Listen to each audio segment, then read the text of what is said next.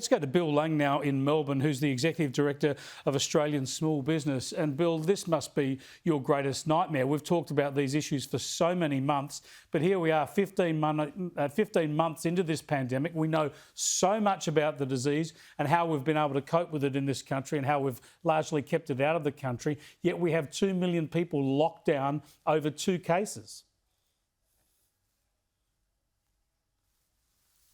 Another example of a push-button panicking premier. It's an easy thing to do.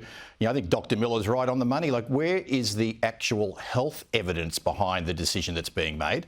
There's no doubt that the Premier of WA has a master's in political science, but where's the actual health science? And I've seen the research you've been doing, Chris, and the very detailed explanations you've been making, not only on air but in the newspaper, which lays out all the new information, the new facts that we have. The WHO says there's much more harm that comes from these lockdowns.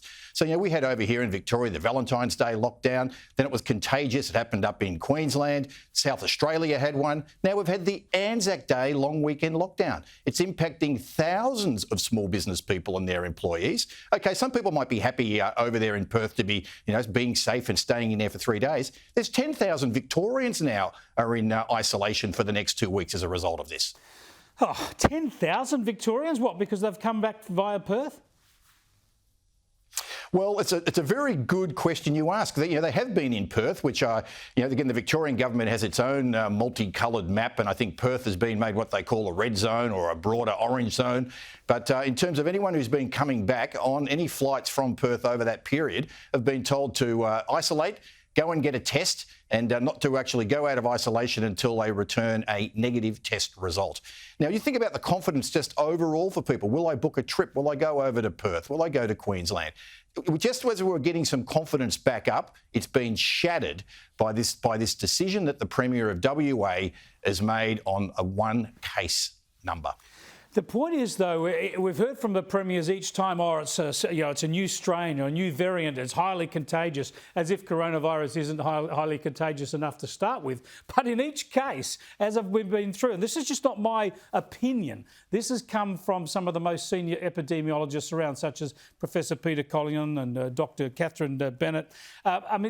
Because the data shows it, you can all see it. We can see when they call the lockdown, you know who the close associates of the known cases are. And they're always going to be isolated and tested and kept away. So you've only got any success out of the lockdown if the disease has spread further than those people. And in all these cases, it has failed to do so. In other words, their contact tracing was effective, was doing the job, and they've controlled these tiny outbreaks without the need for a lockdown. Yet they imposed lockdowns anyway.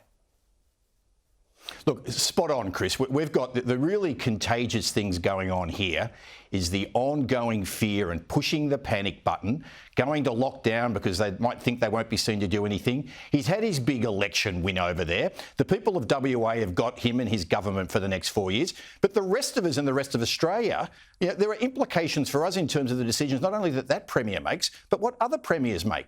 This ongoing virus of fear and then going straight to lockdown. We've been talking about this for a long time, living with the virus. There'll always be different strains. But this is not Ebola. We have to get on with things. We don't have to look overseas. We just have to look at what's been going on in New South Wales. Just have a look at what's going on there. Then we see the other thing, which is just amazing. It's almost like he's having a bit of a hissy fit. Let's distract. We'll start blaming the federal government. It's something to do with the federal government. Come on, take some responsibility. You're in charge of that state. You had advice a couple of weeks ago about issues with that hotel. You haven't fixed them. Now you've locked up 2 million people for 3 days and impacted the rest of the country. Shocking stuff and well articulated. Thanks for joining us, Bill. Thanks, Chris.